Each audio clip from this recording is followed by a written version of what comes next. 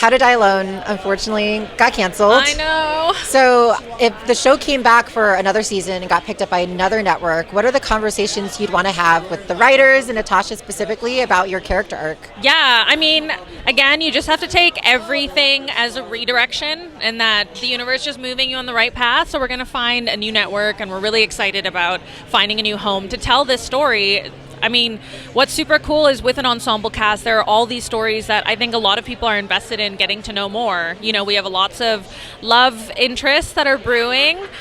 We want to see, obviously, what happens at the end, at that final moment. What's happening next? We got the biggest cliffhanger, and I think it'd be really cool with having such a diverse cast and queer-centered storytelling to have those backgrounds explored.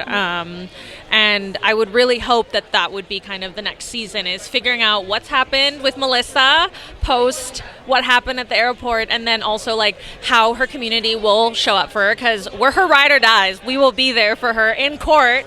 But also just like, you know, who is Allie? Like, how did she get to be where she is now, you know, with her identity of coming out as pansexual later in life? I think there's so much excitement there to see and find out. And I think people want to hear those stories, especially right now.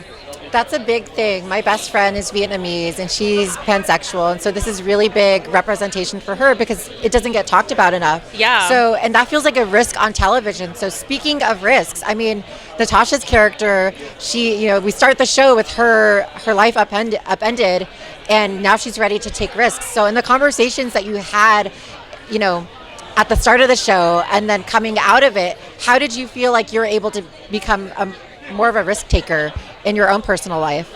Yeah, I think one of the biggest things is realizing that, like, sometimes as a coping mechanism, when we don't feel like we are accepted in a space, we withdraw and we isolate, but that's kind of doing even more of a disservice to who we are authentically. And I think no matter what, you just got to take up that space, and the right people, the right community will find you. And I feel like that's that same message in the show too, is like when we start to get rid of these edits, whether they're programmed or we hear them, we really find who we're meant to be, and we take up space, and like everything will always work out. Just trust yourself and trust in love.